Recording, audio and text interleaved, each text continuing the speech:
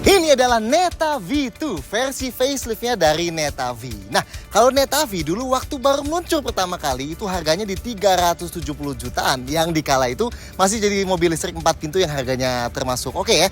Nah, tapi versi faceliftnya ini, Neta V2 harganya turun jauh ya. Dia malah jadi 300 juta aja. Ya plus minus dikit lah, tergantung kalian kapan ngeliat video ini. Tapi dengan harganya turun jauh, itu dia fiturnya malah tambah banyak. Safety-nya tambah lengkap, sekarang ada ADAS ya segala. Dan yang penting tampilannya jadi lebih proper. Nah, pertanyaannya, apakah si Neta V2 ini sekarang jadi mobil listrik murah yang paling proper? Buat detailnya simak di review lengkap Neta V2.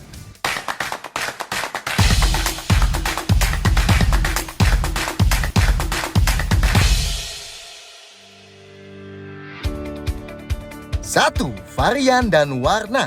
Neta V2 ini baru tersedia dalam satu varian ya, Neta V2 Smart. Tapi Neta bilang bakal ada varian lebih rendah yang tanpa fitur ADAS yang disebut Neta V2 Lite. Meski itu belum meluncur ya, mungkin sebentar lagi. Tapi yang menarik adalah harganya. Neta V2 ini jauh banget lebih murah dibanding kompetitornya kayak Citroen C3 atau bahkan dibanding Wuling Bingo yang paling murah pun masih murahan si V2 Smart ini ya, not bad lah. Pilihan warnanya ada 4 ya, putih, abu-abu, biru muda baby blue, dan warna krem milk tea yang lagi kita videoin ini. Nah, warna interiornya juga beda-beda tergantung eksteriornya ya. Kalau pilih warna putih atau abu-abu, dapat interiornya yang full hitam gini. Kalau pilih warna eksterior biru, dapat interiornya biru hitam gini. Sedangkan kalau pilih warna milk tea, dapat interiornya putih dan hitam gini. 2. Gimana performanya? Neta V2 ini adalah mobil full listrik ya, jadi nggak ada mesin bakar di balik cupnya ini. Adanya cover aja yang gede banget ini, rapi sih, tapi nggak ada storage tambahan ya sayangnya. Di balik covernya ada komponen-komponen elektronik kayak gini. Posisi motor listriknya di depan dan gerakin ban depannya. Tenaganya 94 HP atau 95 PS dan torsinya 150 Nm. Torsinya sebenarnya mirip-mirip kompetitornya, tapi tenaganya cukup jauh ya di atas Wuling Bingo dan Citroen C3, meskipun emang masih di bawah VinFast VF5. Baterainya posisinya tetap di bawah mobil, meski dia dari belakang cenderung kelihatan banget ya. Jenisnya lithium iron phosphate atau LFP, kapasitasnya 36,1 kWh atau turun 4,6 kWh dari yang sebelum facelift ya. Meski Neta sendiri ngeklaim jarak tempuhnya tetap sama, 401 km kalau dari pengetesan CLTC atau 384 km kalau dari pengetesan NEDC. Nanti kita share hasil pengetesan kita ya. Transmisinya tentunya direct single speed dengan reduction gear. Buat ganti giginya tetap pakai tuas di kanan setir sini kayak Mercy ya. Buat masukin ke N dari P tinggal geser sedikit ke atas atau ke bawah. Masukin ke D tinggal geser ke bawah yang jauh. Balikin ke N lagi dari D, geser ke atas sedikit. Masukin ke R, geser ke atas yang jauh. Dan bisa skip N juga ya, langsung ke D atau langsung ke R dengan sekali ke bawah atau ke atasin yang jauh. Dan buat masukin ke P lagi tinggal klik tombol yang di ujung kanan ini. Sedangkan mode berkendaranya bisa kita ganti dari head unit sini ya. Klik tombol mobil yang di bawah dan bisa langsung pilih. Ada normal dan sport. Kalau di mode normal, nanti tulisan di instrumen clusternya jadi D pas udah masuk gigi D. Sedangkan kalau di mode sport, nanti tulisan di instrumen cluster jadi S pas udah masuk gigi D. Nah, gimana performanya? Nah, ini menarik nih. Kalau kita langsung bejek alias kick down di awal sambil nahan pedal rem kayak biasa, dia startnya nggak langsung agresif ya. Bahkan di mode sport juga. Ini dapat akselerasi 0-100 km per jamnya jadi 13 detikan aja. Ya lebih kencang sih dibanding Bingo dan EC3, tapi nggak impresif. Tapi ternyata kalau kita berakselerasinya sambil tahan pedal gas maksimal sembari lepas pedal remnya perlahan banget, nanti dia bisa berakselerasi super agresif di awal, bahkan sampai spin bannya. Dan kalau berhasil, kita beberapa kali dapat 0-100 km per jamnya tepat banget di bawah 10 detik. Super impresif ya buat sebuah EV entry level gini. Sedangkan top speednya di mode normal dibatasin sampai 110 km per jam aja, dan di mode sport dibatasin di 125 km per jam ya. Tapi gimana rasanya buat dipakai sehari-hari? Oke, kayak yang tadi kita bilang, respons dari berhenti langsung digas dia nggak agresif ya. Cenderung halus mau di mode normal maupun sport. Halus tapi nggak sampai cenderung lambat kayak di EC3, REV atau Series 1 gitu ya. Dan halusnya juga nggak laggy, jadi injek gas ya langsung jalan. Makanya masih termasuk enak nih buat kondisi stop and go. Nah, begitu udah dari kecepatan rendah, terus mau naikin kecepatan lagi. Misalnya dari 20, 30, 40 km per jam gitu, kita bejek pedal gasnya, dia responsnya benar-benar cepet ya. Di mode normal pun udah bikin gampang buat overtake mobil lain. Sedangkan di mode sport, kalau kita bergegasnya dari kecepatan rendah, itu benar-benar kerasa kuatnya. Nah, torsi instan mobil listriknya berasa banget nih di sini. Nice ya. Oh, di mode sport juga bejikan overallnya kerasa lebih kuat ya dari kecepatan berapapun. So, kalau emang pengen lebih cekatan terus-terusan, bakal lebih pas di mode sport. Sedangkan buat nanjak, selama di pengetesan kita nggak ada masalah sih ya nanjak dari standstill juga. Meski kita emang nggak ngelewatin tanjakan ekstrim juga sih ya. Dan bagian terbaik dari mobil listrik, meskipun karakternya bisa jadi sangat agresif, tapi kalau kita mau bawa santai ya bisa jadi smooth banget ya. Overall soal performa, V2 ini udah kerasa lebih dari cukup sih buat dipakai di dalam kota. Kerasa lebih kenceng dan lebih galak buat city driving dibanding mobil bensin berukuran serupa. Dan buat keep up kecepatan tinggi di tol juga masih aman banget ya. Dengan limiter di 110 dan 130 km/jam. Not bad lah buat mobil listrik 300 juta. Lanjut, V2 ini juga ada regenerative braking alias pas kita lepas pedal gas, motor listriknya bakal berkebalikan fungsi buat memelankan laju mobilnya sambil sedikit nge-charge baterainya. Tingkat kekuatan regennya ada beberapa level yang bisa diatur dari head unit sini ya, yang klik gambar mobil di bawah. Ada minor, ini hampir sama kayak ngelos aja ya, tanpa deselerasi waktu kita lepas pedal gas, medium, dan strong, yang cenderung bakal deselerasi lebih kuat pas kita lepas pedal gasnya. Ada mode one pedal juga, tapi mode ini hanya bisa diaktifin pas kita lagi berhenti ya. Kalau lagi jalan, terus kita pilih mode ini, nanti dia bakal otomatis non-aktif lagi terus. Nah, kalau ini diaktifin, kita bisa lepas pedal gas aja dan mobilnya bisa memelan terus sampai berhenti total. So, ini mode regen yang paling kuat ya. Dan pada dasarnya, kita bisa jalan dan berhenti tanpa injak pedal remnya. Di mode one pedal ini ada dua opsi parking mode ya. Ingat, dua opsi ini baru nyala kalau kita aktifin opsi one pedalnya ya. Creeping, ini buat kalau pas lagi berhenti dan kita lepas pedal rem, mobilnya bakal jalan perlahan. Sedangkan parking, itu buat kalau kita lagi berhenti dan kita lepas pedal rem ya, mobilnya bakal tetap berhenti ya sampai kita injak pedal gas.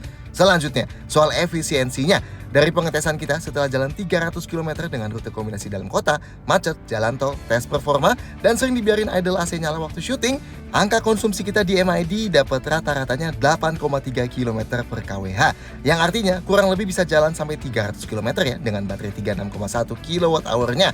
Meski kalau kita lihat dari kombinasi sisa range dan trip meternya, kita masih bisa jalan sampai 320 km ya.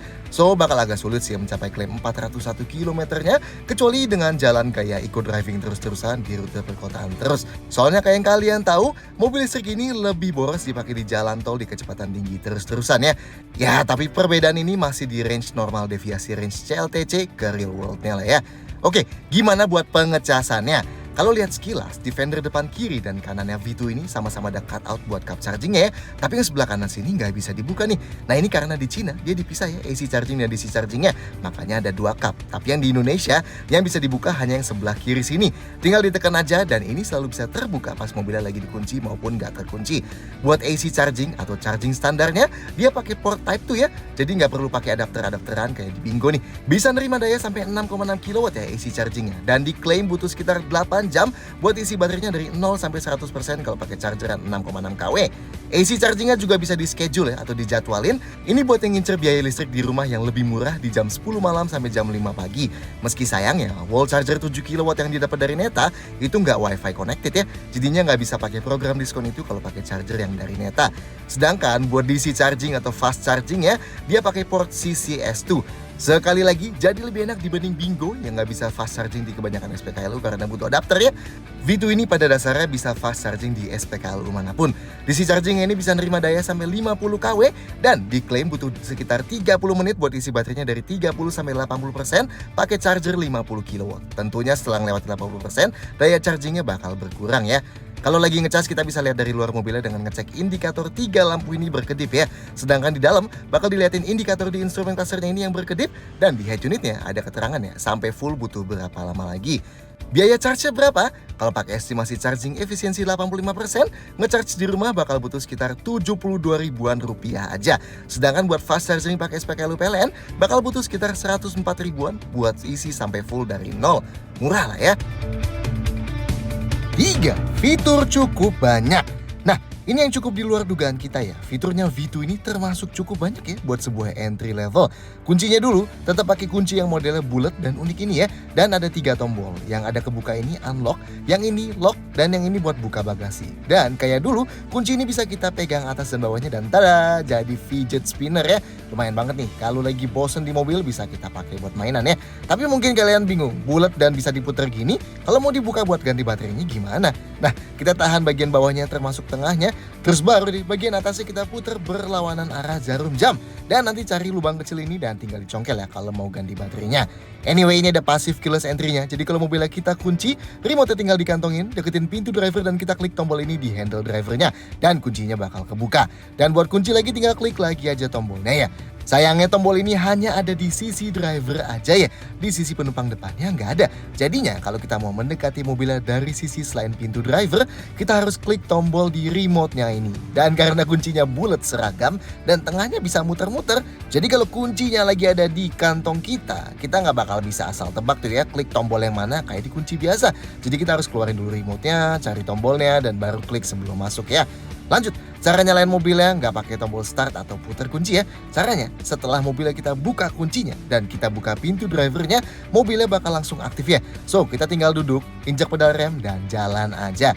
Nah, kalau nggak mau langsung bisa jalan setelah pintunya kita buka, kita bisa ganti startup mode-nya dari head unitnya. Yang ada 3 pilihan ini, normal, novice, dan static. Itu tadi startup mode normal. Kalau kita ganti ke novice, kita bakal butuh pakai seat belt dulu ya sebelum mobilnya bisa aktif dan bisa jalan. Sedangkan kalau diganti ke static, mobilnya nggak bisa dipindahin ke gigi D atau R ya. Jadi hanya bisa aktif aja tanpa bisa jalan. Nah, buat matiin mobilnya, kita tinggal keluar aja dan kunci mobilnya. Yes, kalau lupa kita kunci, sayangnya mobilnya bakal nyala terus ya. Sedangkan kalau mau kita keluar mobilnya tanpa ngunci, tapi mau mesinnya mati, caranya bisa dari head unit ini ya. Klik shortcut yang mobil ini dan klik menu vehicle power ini, nanti mobilnya bakal mati.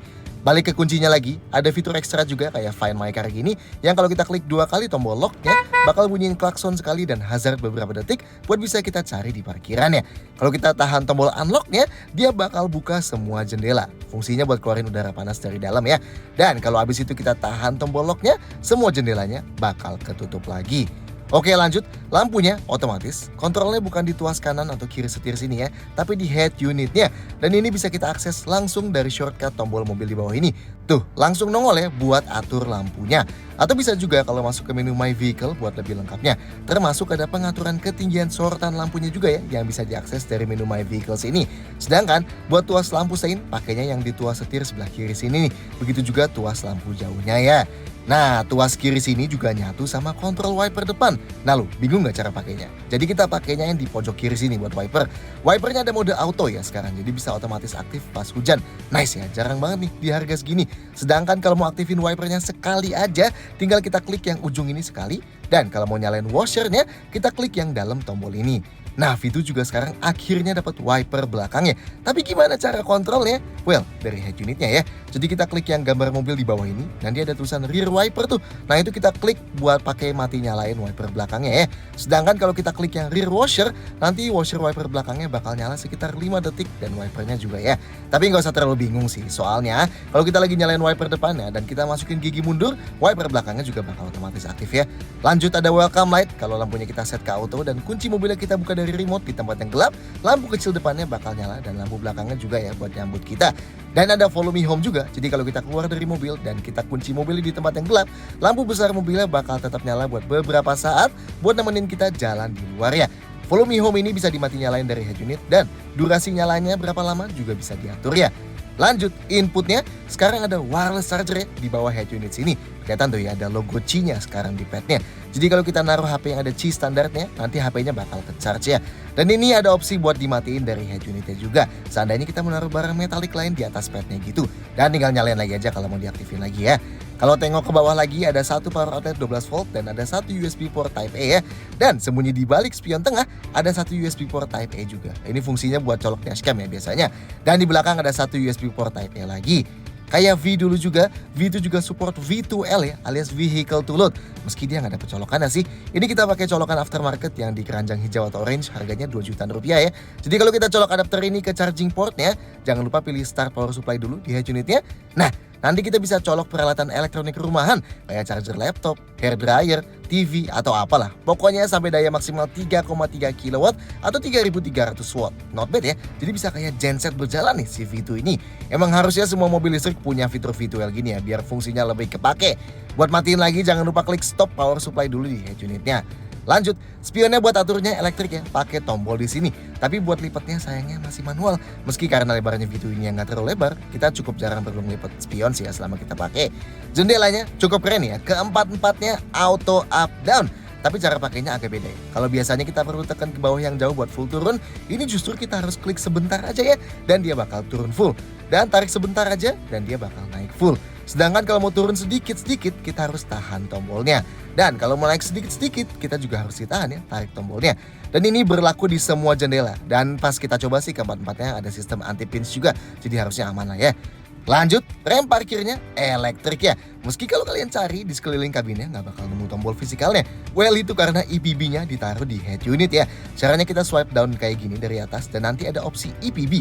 Buat dinonaktifin, injek pedal remnya dan klik, tapi harus digigis line P ya. Sedangkan buat aktifin lagi tinggal tekan aja. Tapi untungnya ini bakal otomatis non-aktif begitu kita keluarin dari gigi P. Dan otomatis aktif lagi tiap kali kita masukin gigi P lagi. So sebenarnya sih kita bakal jarang banget buat butuh pencet-pencet dari head unit sini. Dan ada brake hold atau auto hold juga ya, yang bisa nahan rem mobilnya pas kita berhenti. Aktifinnya juga dari head unit sini di paling bawah ya.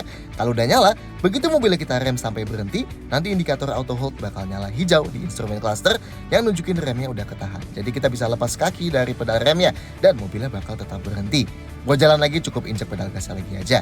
Dan tombol yang disetir sini, yang sebelah kanan selain buat atur volume dan track, sekarang juga ada buat voice command ya. Nah jangan bingung operasiinnya nih. Pokoknya yang gambarnya di kanan itu operasiinnya pakai tombol yang di tengah. Sedangkan yang gambarnya di kiri itu operasiinnya pakai tombol yang di atas bawahnya. Jadi kalau kita mau kecil gedein volume, kita klik ke atas bawah sekali-sekali yang tengahnya ya. Tapi kalau kita mau pilih track lagu selanjutnya atau sebelumnya, tombol yang sama tadi kita ke atas atau ke bawahin yang agak lama ya ditahan. Agak unik sih emang cara pakainya. Sedangkan yang tombol setir sebelah kirinya buat atur kecepatan dan jarak adaptif cruise controlnya. Dan V2 ini ada auto lock yang bakal ngunci pintu otomatis di atas 20-an km per jam ya. AC-nya aturnya dari head unit ya. Kalau kita klik yang temperatur di bawah ini, kita bakal masuk mode full screen AC-nya. AC ini manual sih, tapi uniknya indikator panas dinginnya dikasih angka temperaturnya gitu ya. Tulisannya paling dingin 18 derajat Celcius dan paling panas 30 derajat. Meski kayak Neta V sebelumnya, AC-nya di 23 kerasa dingin banget dan di 24 kerasa agak pengap ya. Ada mode heat, ada buat buka tutup sirkulasi, defroster kaca depan, dan yang baru ada defogger kaca belakangnya. Nice. Dan ada buat atur semburan angin ke kaki plus ke atas juga. Plus ada HEPA filter ya, yang bisa kita lihat statusnya dari sini langsung. Mantap! Instrumen clusternya sangat sederhana sih, 12 inci tapi yang modelnya super tipis gini, dan dia digitalnya LCD yang kayak layar kalkulator gini ya. Infonya sih lengkap tapi dari indikator pintu, indikator gigi, temperatur, jam, speedometer, power meter, sisa jarak berkendara, trip meter, odometer, dan beberapa indikator penting. Nah, yang sebelah kiri sini cara gantinya, kita masuk ke menu My Vehicle di head unit dan di paling bawah ada pilihan switch data. Nah itu nanti bisa ganti infonya dari indikator arus, indikator tegangan, konsumsi energi rata-rata dan real time, dan tachometer motornya. Buat reset konsumsi energinya, cukup klik reset data ini di head unitnya pas lagi liatin konsumsi energi rata-rata di MID-nya. Sedangkan buat reset trip meter yang di kanan sini, cukup klik reset datanya pas lagi liatin info apapun selain konsumsi energi rata-rata ya. Dan terakhir, head unitnya. Layar 14,6 inci vertikal di tengah sini yang isinya berubah total ya dari head unit DV yang pertama. Sekarang head unitnya ditenagain sama prosesor MediaTek Dimensity Auto dan ini bikin seluruh interface di dalam head unitnya berubah total ya. Ini tampilan utamanya kalau pakai tema gelap dan ini tampilan utamanya kalau pakai tema yang terang. Tinggal kalian pilih lah ya suka yang mana. Sekarang dia nggak ada lagi mirroring Carbide Link, diganti sama Apple CarPlay. Jadi kalau kita colok iPhone pakai kabel USB, dia bisa nampilin interface gini ya. Yes, gede banget ya vertikal gini tampilan CarPlay-nya. Ini bisa buat pakai Apple Music, Spotify, Google Maps, Waze, dan lain-lain. Nice ya, meski sayangnya nggak ada Android Auto sih. So yang pakai Android terpaksa hanya bisa koneksiin biasa via Bluetooth ya. Di paling bawah ada beberapa shortcut yang selalu ada. Tombol home, vehicle control yang ada gambar mobil, auto hold, buat lihat dan ubah temperatur AC, ubah arah angin, defroster kaca depan, dan sirkulasi udara. Sedangkan kalau kita swipe down dari atas, ada quick control buat mati nyalain Bluetooth, rem parkir elektrik, wireless charger, ganti tema hitam atau putih, dan atur volume plus brightness ya. Lanjut, kalau kita klik shortcut vehicle control di bawah ini bakal langsung disambut kontrol lampu, mode berkendara, regen, buka bagasi, wiper bagasi, dan matiin mobil ya. Isi head unitnya, media yang bisa diputar bisa dari Bluetooth dan USB, ada Bluetooth teleponi tentunya. Nah, di menu My Vehicle ini kita masuk ke settings paling lengkapnya ya. Di sub menu Vehicle Settings isinya ada drive mode, one pedal driving, dan atur regen yang udah kita jelasin di nomor 2 tadi. Ada buat mati nyalain stability control, hill descent control, pengingat pembatas kecepatan, ganti startup mode tadi, dan ada buat atur ketinggian sorotan lampu, atur volume home, atur auto lock dan bunyinya. Pedestrian alert tone ini buat atur bunyi-bunyian di luar mobil buat didengar pejalan kaki ya. Ini nanti bakal kita jelasin di nomor 8. Terus fitur buat cari mobil di parkiran, mati nyalain wireless charger, dan di bawahnya ada buat ubah-ubah instrumen cluster, reset TPMS, dan mode traction ini buat nyalain mobil kalau mobilnya diderek ya. Lanjut, menu charging settings ini buat atur jadwal charging, menu ADAS ini buat atur setiap fitur safety aktifnya bakal kita jelasin di nomor setelah ini, dan vehicle data buat lihat sejarah konsumsi energi. Menu settings ini buat settings umum head unitnya ya, termasuk di setting suara ada buat speed volume compensation yang bikin volumenya otomatis makin keras pas kita jalan makin kencang dan sebaliknya. Kita juga bisa masuk debugging mode ya, kalau masuk system settings, terus system version, dan kita klik yang IHU software version ini beberapa kali ya. Nah, nanti bakal muncul menu rahasia gini. Dan kalau kita pilih mode show all apps gini, misalnya, nanti bisa nunjukin fitur ini kayak electronic rear view mirror gini, yang bakal aktifin kamera mundurnya terus-terusan buat kita jadiin pengganti spion tengah. Atau, ada juga settings lengkap Androidnya nih. Tapi kalau kalian gak ngerti-ngerti banget, sebaiknya hindarin aja lah ya debugging mode-nya ini. Dan, ada menu Neta Butler ini buat hapus file sampah dan cache di head unitnya. Oke, seandainya kalian ngerasa terlalu silau di malam hari, tepat di bawah tengah head unitnya, ada tombol kecil ya. Kalau tombolnya kita klik, nanti head unitnya bakal mati, jadi bisa makin ngurangin silau di malam hari. Meskipun distribusi brightness head unit ini termasuk sangat baik nih ya buat sebuah layar mobil Cina yang biasanya banyak backlight bleedingnya. Dan kalau sampai head unitnya error, kita bisa klik dan tahan yang lama tombol yang di bawah tadi, dan head unitnya bakal ke reset. So, lebih aman lah ya, ada backup tombol fisikal buat resetnya. Anyway, speaker V2 ini ada 6 ya, termasuk 2 tweeter di depan. Meski menurut kita output suaranya biasa banget sih. Gimana? Fiturnya banyak lah ya buat mobil sekelas ini. Nah, meskipun dulu di awal review kita bilang banyaknya kontrol di head unit bakal sangat menyulitkan, ternyata setelah pakai mobilnya seminggu, perlahan mulai terbiasa sih ya. Soalnya kayak rem parkir elektrik itu kan otomatis aktif non-aktif. Brake hold dan AC yang cukup sering diubah, masih ada shortcutnya langsung sentuhnya di bawah. Hal kayak drive mode juga bisa langsung buka quick settings dari bawah dan bisa langsung ubah. So, untungnya di V2 ini kebanyakan kontrol yang krusial meskipun ditaruh di head unit, tapi aksesnya masih cukup mudah kalau udah terbiasa. So, oke lah ya, adaptasinya nggak sesulit yang kita pikirkan. Meskipun nggak mengubah kenyataan ya, jelas kontrol fitur-fitur ini bakal lebih tetap aman pas sambil jalan kalau ada kontrol fisikalnya. Tapi sekali lagi, not too bad lah ya. 4. Safety lebih lengkap. Yang jadi salah satu hal paling dibanggain dari Neta V2 varian Smart ini adalah ada fitur safety ADAS-nya atau Advanced Driver Assistance System.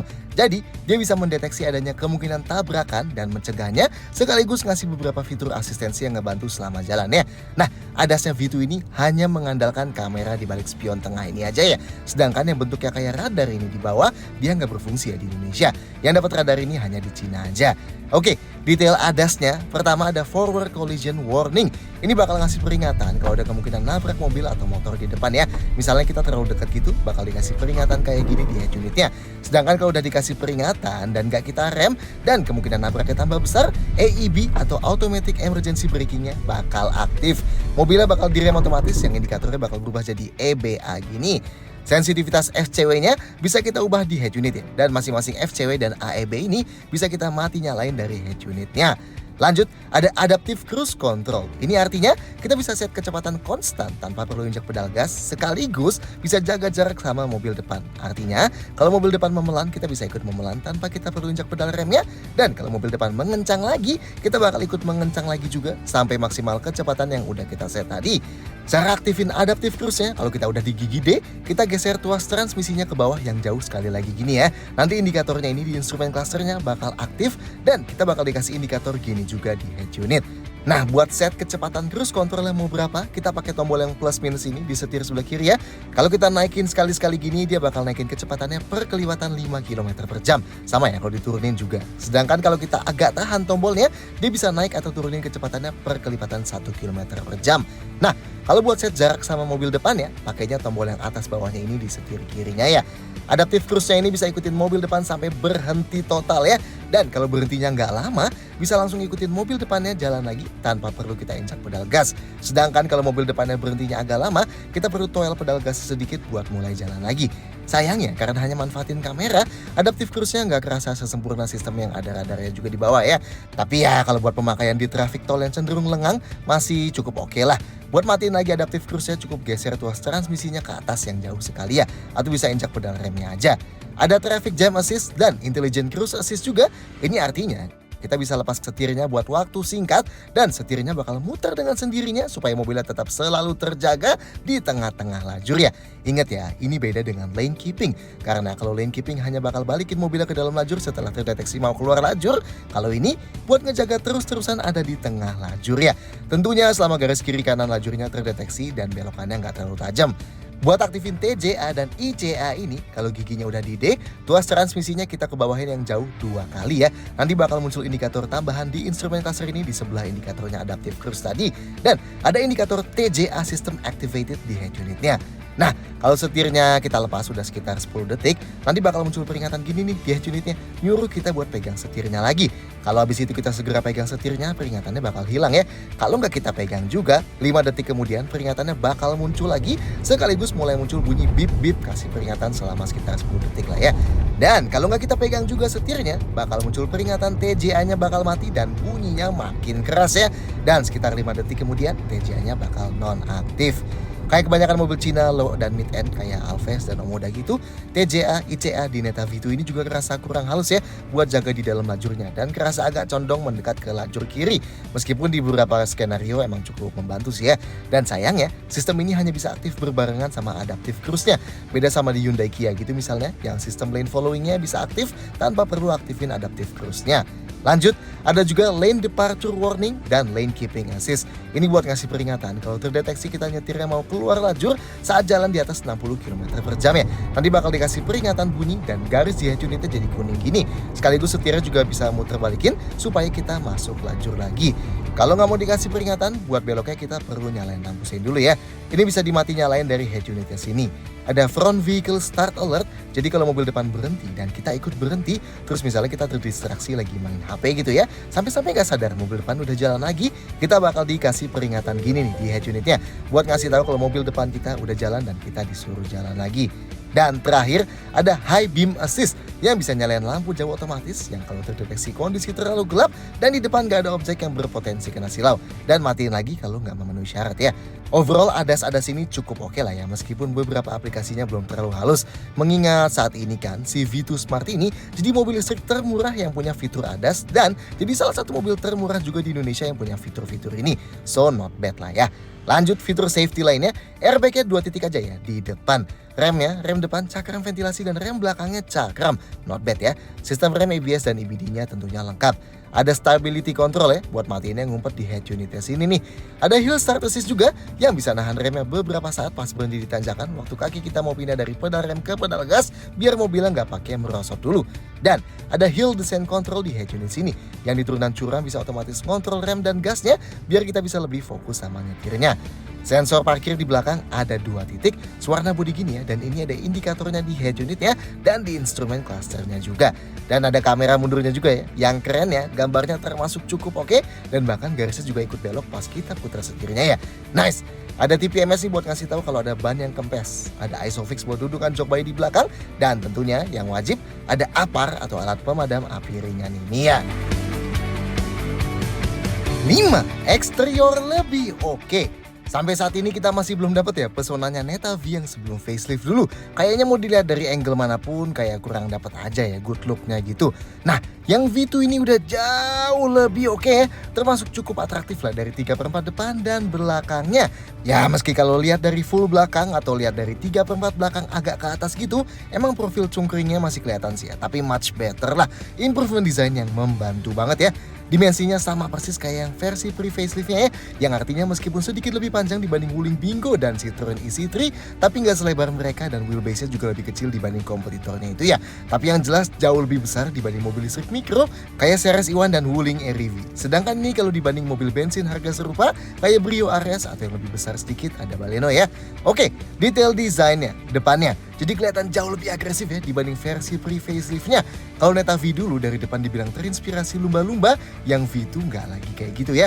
Yang berubah ini bumpernya nih. Grill radiatornya yang jadi lebih besar ini disebut grill Starlight karena punya 48 titik chrome ini yang kelihatan kayak bintang-bintang gitu. Coba kalian hitung sendiri deh ada 48 titik beneran atau enggak. Di V2 juga ada panel vertikal hitam juga di ujung kiri dan kanannya, meskipun ini nggak bolong beneran ya. Dan di paling bawahnya ada list chrome panjang yang Neta sebut Galaxy Electroplating Trim. Tapi ya ini kayak chrome biasa aja sih ya. Oh, yang agak kita sayangkan emblem Netanya masih pakai yang dieja Neta gini ya. Jadi belum kayak model Neta lainnya yang udah pakai emblem logonya kayak di Neta X gini misalnya. Detail lampu depannya full LED ya. Di arealnya LED, lampu besar dan lampu jauhnya proyektor LED dan lampu seinnya LED juga. Nice ya.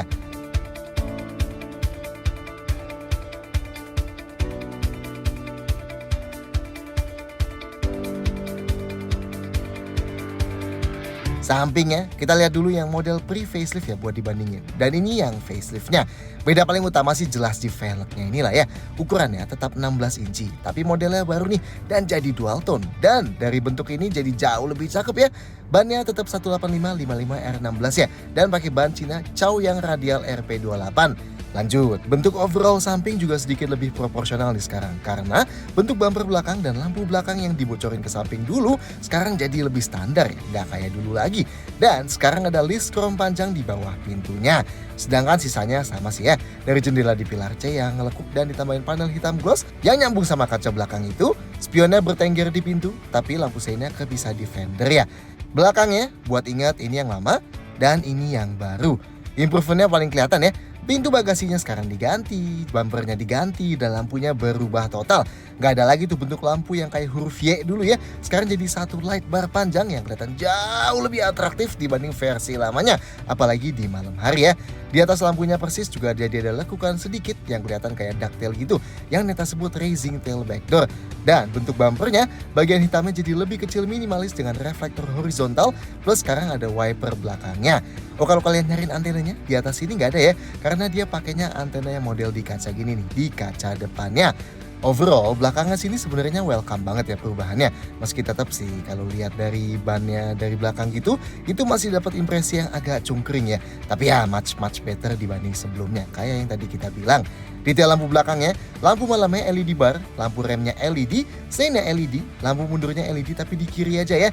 Dan ada fog lamp LED di kanan bawah. Meski sayangnya, lampu nomor platnya masih halogen ya. Tapi gimana menurut kalian? Desainnya sekarang jadi jauh lebih oke ya?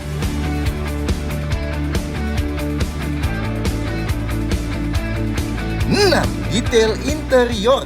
Kayak banyak mobil listrik Cina modern lainnya, interior Neta V2 juga jadi kelihatan simple banget karena absennya kebanyakan kontrol fisikal kayak kontrol lampu, mode berkendara, rem parkir elektrik, dan brake hold misalnya.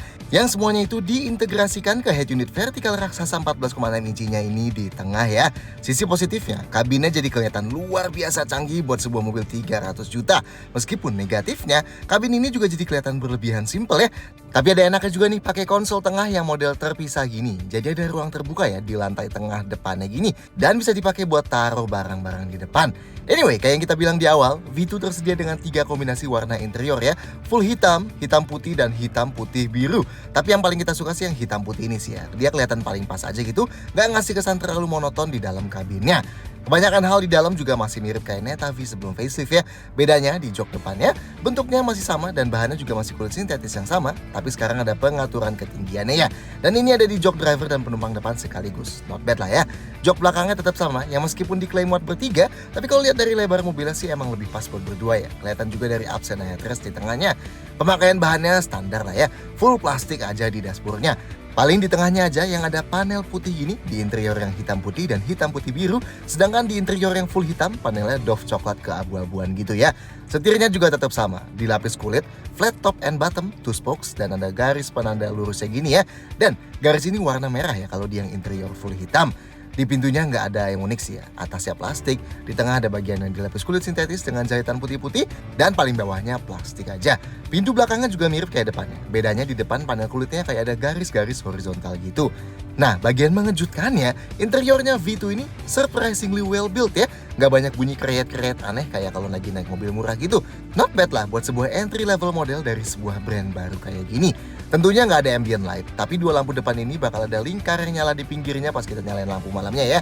Dan buat backlight, semua tombol termasuk kontrol setir dan kontrol jendela di semua titik ada backlightnya ya. Not bad lah. Detail-detail lain, sun visornya di kiri ada card holdernya di luar, dalamnya ada kaca yang bisa ditutup buka dan ukuran kacanya luar biasa panjang ya, tapi nggak ada lampunya. Lampu kabinnya cuma ada di depan sini aja ya, LED, tapi mati dan nyalainnya keren ya, tinggal sentuh doang. Di belakang sayangnya nggak ada lampunya ya. Spion tengahnya day and night manual, jadi kalau silau tinggal cetekin aja. Dan yang unik, frame-nya ini bisa kita lepas ya. Dan dia kalau dilepas gini jadi kelihatan frameless ya, lebih mewah gitu malah. Pegangan tangan plafonnya yang di depan hanya ada di sisi penumpang aja ya. Sedangkan yang di belakang kiri kanan sama-sama masih model retractable tapi nggak ada gantungan bajunya. Terus gimana rasanya duduk di dalam sini? Buat masuk ke depan, pintunya termasuk sangat berat ya buat mobil seukuran kecil gini. Ini kas-kasnya mobil Cina nih yang pintunya mantep gitu rasanya. Cuma emang bikin jadi tutupnya harus extra effort ya. Kalau lemparnya nggak kenceng, pintunya bakal sering nggak ketutup proper. Jadi biar aman ya tutupnya sambil didorong gini lah. Kayak pintu-pintu Mercy gitu lah ya kan. Anyway, bukaannya lebar dan buat nampak ke dalamnya standar ya, nggak terlalu tinggi. Meski bagian ini cukup lebar sih ya buat mobil sekecil ini. Oke, posisi duduk di depan sini termasuk cukup tinggi ya. Meskipun by defaultnya nggak tinggi-tinggi banget, soalnya sekarang kan bisa di-adjust ketinggiannya. Tapi emang dashboardnya sangat rendah ya ini, jadi visibilitas ke depan termasuk oke. Nah, ke sampingnya meskipun pilarnya nggak terlalu tegak, tapi karena spionnya di pintu, jadinya blind spot kita ke kanan kiri depan lumayan berkurang ya. Jok drivernya manual, slide, recline, dan sekarang bisa dinaik turunin gini. Nih kalau kita praktekin naikin sampai mentok, jadi tinggi banget ya. Dan yang penumpang depan juga sama, slide, recline, dan bisa diatur ketinggiannya. Sebenarnya atur ketinggiannya cukup oke nih ya, soalnya bisa jadi sedikit nambahin jarak antara dudukan jok dan lantai. Jadinya kakinya lebih nggak cepat pegel ya. Headrestnya hanya bisa dinaik turunin aja, tapi udah cukup maju ini. Jadi kalau kita sandaran sambil nyetir, kepala kita nggak bakal ngedanga. Headroomnya sangat aman ya. Buat sandaran tangan di tengah sini dilapis kulit, meskipun emang nggak sampai tebal dan empuk ya. Yang di pintu juga dilapis kulit, tapi emang nggak lebar dan nggak terlalu empuk. Ya minimal nggak sampai keras lah ya. Seat beltnya sayangnya fix, nggak bisa dinaik turunin. Begitu juga setirnya ya, fix, nggak bisa tilt ataupun teleskopik. Dan jarak setirnya kurang jauh dari dashboard nih ya. Jadinya agak sulit dapat posisi yang ergonomis banget buat driver yang cukup tinggi, karena joknya bakal mundur banget dan tangannya kurang dekat ke setirnya. Tapi enaknya ukuran setirnya ini kecil banget ya, dan atas bawahnya rata. Jadinya ruang di atas paha kita masih cukup luas nih, dan di genggamnya juga cukup oke ya. Not bad lah. Buat sandaran kaki kiri driver ada gundukan tanpa pad plastik. Meski dari seminggu kita tes mobil ini, kelihatannya buat driver yang di atas 170 cm bakal lebih cepat pegel ya kalau kakinya disandarin di sini terlalu lama, karena jarak lantai yang sedikit lebih dekat khasnya mobil listrik dibanding mobil bensin. Oh ya, yang pinggiran konsol bawah head unit ini bisa dijadiin tempat sandaran paha kita ya, not bad lah. Nah, catatan, karena lebar mobil yang nggak terlalu lebar, jadinya kalau dua orang dewasa gendut duduk di depan, emang bakal cenderung berasa sempit ya, pundak ketemu pundaknya lebih gampang. Oke, sekarang kita ke belakang. Pintu belakangnya mengejutkannya masih berat juga nih ya, meskipun Excel kerasa lebih seret sih emang. Agak beda aja feel-nya sama di depan. Tapi sama ya, tutupnya juga harus agak kencang supaya nggak gagal nutup. Bukan pintunya standar lah, nggak terlalu lebar. Dan karena atap belakangnya sangat turun dan emang mobilnya yang kecil, jadi kita masuknya harus nunduk gini ya. Posisi duduk di belakang lebih tinggi ya dibanding di depan. Tapi kayak kebanyakan mobil listrik, baterainya yang di bawah lantainya bikin dudukan jok ini cukup dekat sama lantainya ya. Jadi kaki kita, sudut pahanya naik kayak gini nih. Sebenarnya buat yang tingginya di bawah 160 cm itu masih aman sih. Tapi kita yang di atas 170 cm emang berasa pegel sih ya. Karena jadinya kaki kita yang nopang kita duduk. Nih, kita bandingin naik sudut pahanya di EC3, kelihatannya sedikit lebih baik ya. Sedangkan di Bingo, kelihatan lebih parah lagi tuh malah naiknya. Jok ini fix ya, nggak bisa digeser maju mundur dan ruang kakinya termasuk sempit ya, cukup pas-pasan buat kita. Dan ruang gerak sepatunya pun nggak banyak, meskipun sekarang kita bisa minta yang di depan buat naikin joknya ya. Headrestnya adjustable di kiri dan kanan aja, di tengahnya nggak ada. Dan ini ruang kepalanya masih cukup aman ya, karena ada cekokan di headlinernya gini. Sandaran joknya nggak bisa diubah ya, fix, cukup tegak sih dia posisinya. Sandaran tangan di pintu dilapis kulit juga, meski tipis kayak di depan ya, jadi nggak terlalu empuk dan permukaannya juga nggak lebar. Sedangkan di tengah sini nggak ada armrestnya. Kalau mau duduk bertiga, napak ke tengahnya termasuk sulit ya, kakinya harus ngelipet banget. Untungnya lantainya rata, jadi kalau anak kecil harusnya kakinya bisa tetap di tengah. Dudukan joknya agak rata sih sama kiri kanannya dan masih empuk juga. Sedangkan sandarannya lebih maju sedikit tapi masih cukup empuk. Sayangnya karena nggak ada headrest, jadi orang dewasa pasti ngedanga nih kalau mau sandaran. Tapi headroomnya masih sama kayak kiri kanannya dan seatbelt di tengah sini 3 titik ya.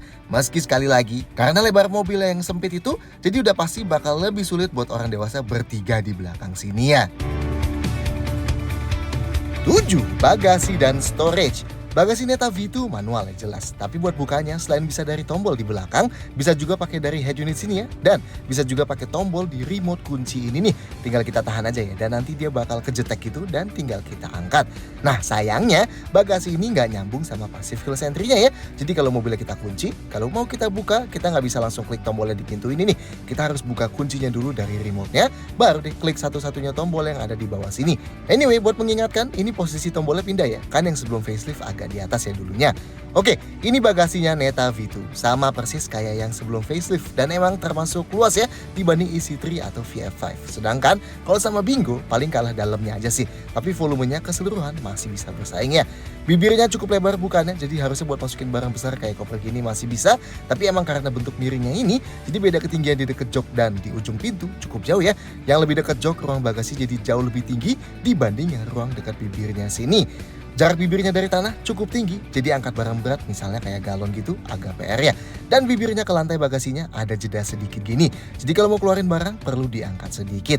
Detailnya, di kiri ada lampu LED-nya gini dan gak ada apa-apa lagi ya. Sedangkan yang sebelah kanannya polos saja, gak ada apa-apa. Sayangnya gak ada parcel shelf nih atau cover bagasi. Jadi barang yang kita taruh di dalam sini bisa diintip dari luar ya kalau kacanya gak gelap. Oke, tes kopernya kita pakai footage yang dari Neta V pre-facelift aja ya, karena sama aja. Koper cabin size gini masuk ya, mau kalian taruh gimana juga. Sedangkan koper raksasa gini, kalau diarahin keluar gini sayangnya masih belum cukup. Jadi harus ngadep ke dalam kayak gini. Dan kalau diberdiriin horizontal gini masih oke, sedangkan kalau diberdiriin vertikal nggak cukup ya. Dan ini kalau dimasukin dua-duanya, sisanya masih cukup oke lah ya. Lanjut, di bawah lantai sini, lantainya unik nih ya. Gini kita bisa selipin ke sini aja dan nanti nggak usah kita pegangin, dia bakal ketahan sendiri. Di bawahnya ini ada beberapa peralatan ya. Karena nggak ada ban serep, pakainya cairan tambal ban sekaligus pompa portable ini. Tapi ini sekali pakai aja ya, termasuk pompanya. Ada segitiga merah juga dan ada charger portable ya. Yang karena di V2 ini nggak ada, jadi kita tunjukin wujudnya di Neta V dulu aja. Kayak gini. Oke, kalau mau luasin kapasitas bagasi, jok belakang bisa dilipat tapi nggak bisa dipisah ya. Lipatnya pakai tali di ujung kanan kiri sini.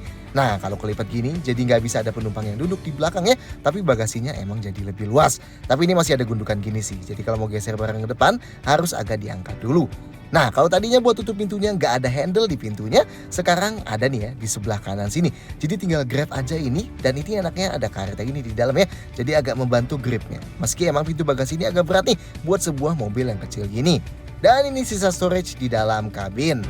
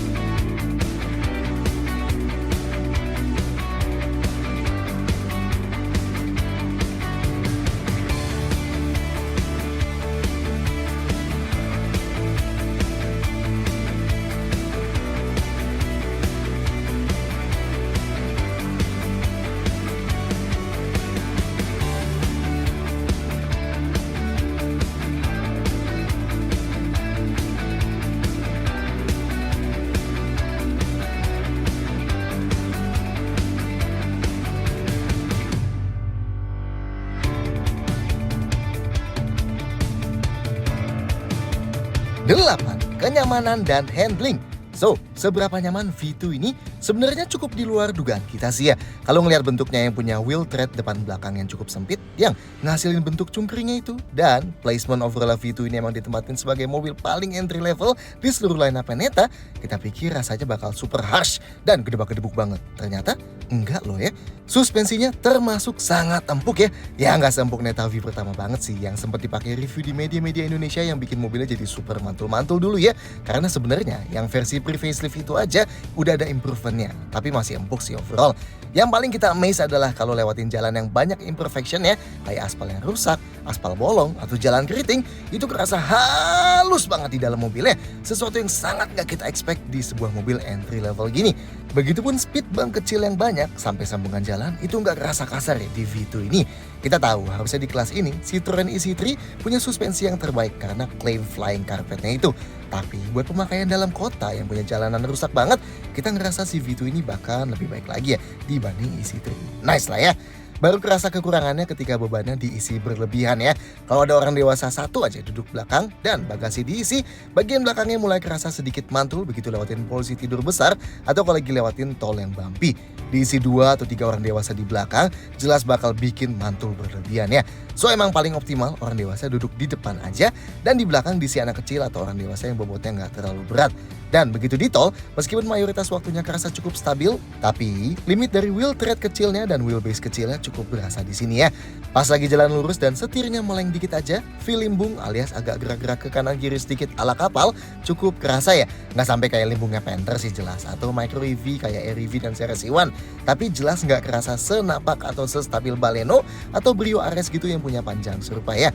Meski ya kurang stabil ini udah jelas kelihatan sih dari bentuk overall mobilnya yang kurang lebar dan wheelbase kurang panjang itu ya buat panjang 4 meter ini.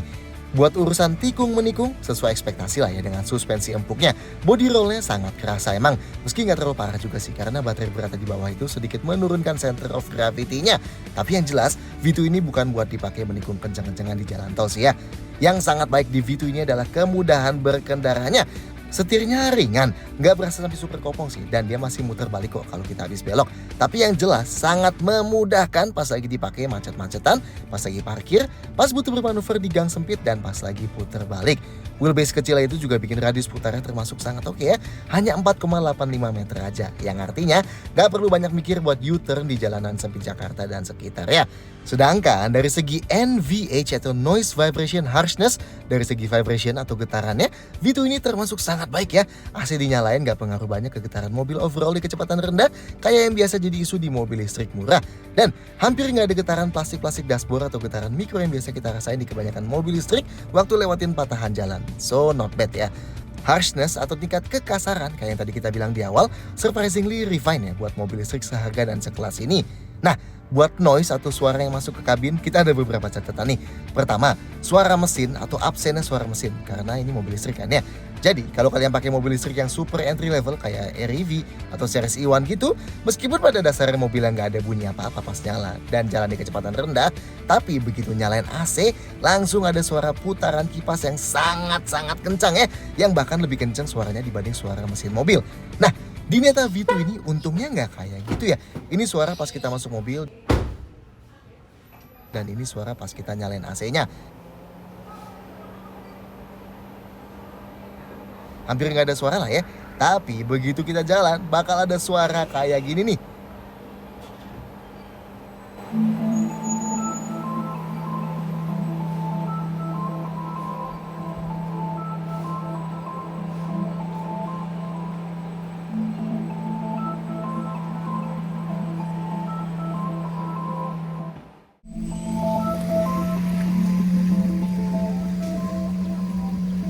Yes, suara ini biasa dikenal dengan AVAS atau Acoustic Vehicle Alert Sound, atau suara buat kasih peringatan ke pejalan kaki kalau ada mobil listrik lagi lewat, karena kan dia nggak ada suara mesinnya ya.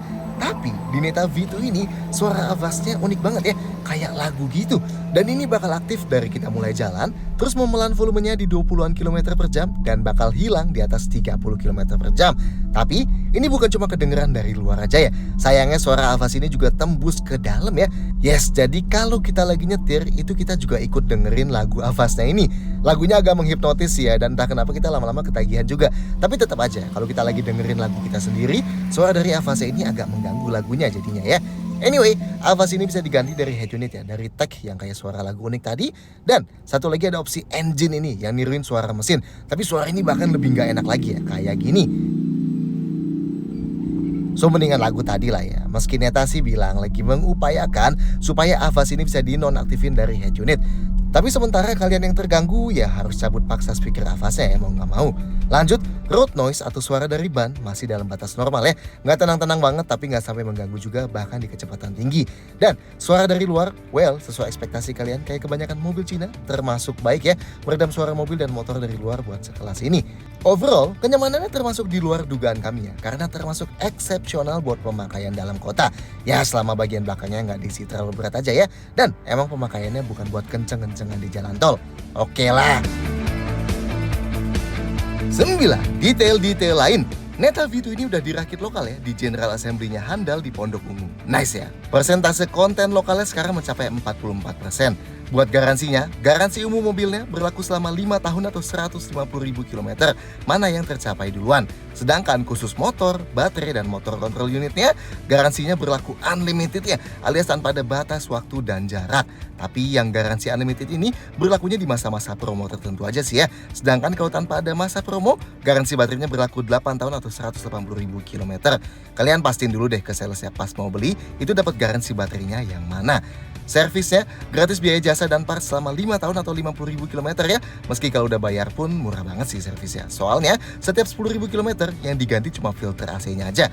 Terus di kelipatan 20.000 km dari 10.000 km, jadi di kilometer 10.000, 30.000, 50.000, 70.000 dan seterusnya itu ganti oli transmisi juga. Sedangkan tiap 40.000 km ganti minyak rem dan coolant. So, totalnya cuma butuh 3,4 jutaan rupiah aja di 100.000 km pertama.